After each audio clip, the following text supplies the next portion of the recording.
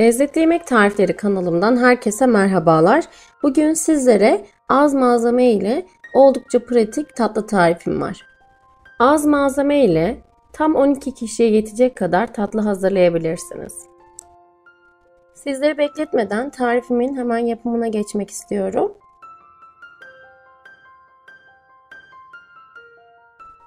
Tencereye 1 su bardağı irmik, 3 yemek kaşığı kakao, 1 su bardağı şeker ekleyelim. Kuru malzemeleri karıştıralım.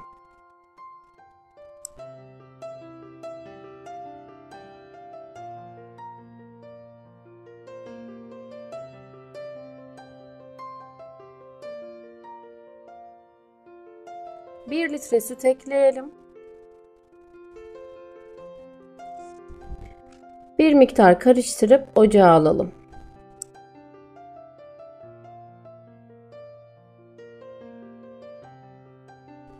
Sürekli karıştırarak kaynayıp koyulaşana kadar pişirelim.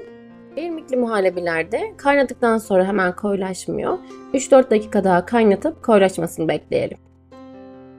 Koyulaştıktan sonra ocaktan alıp bir paket şekerli vanilya ekleyelim ve karıştıralım. Servis tabağının üzerine büyüyüp küçülebilen kalıbımızı koyalım. 12 adet bisküvi alacak şekilde ayarlayalım. Bisküvilerimizi dizelim. Hazırladığımız irmikli muhallebiyi üzerine dökelim. Üzerini spatula ile düzeltelim. Her yerine eşit miktarda yayalım. Aynı şekilde kakaolu bisküvilerimizi üzerine de dizelim.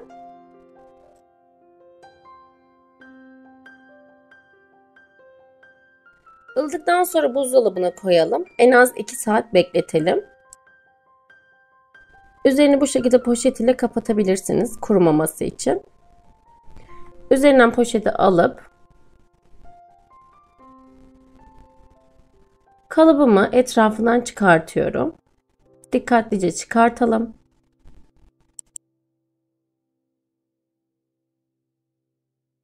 Her bir bisküvinin arasından dilimleyelim.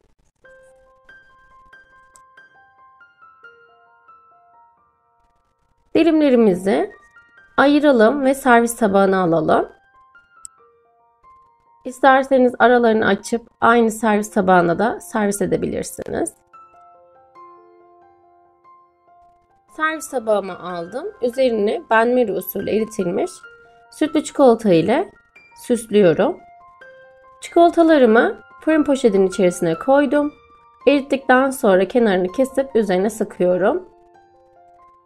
Antep fıstığı tozu ile üzerini süslüyorum.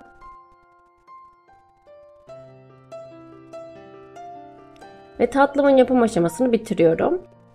Kıvamını da göstermek istiyorum sizlere.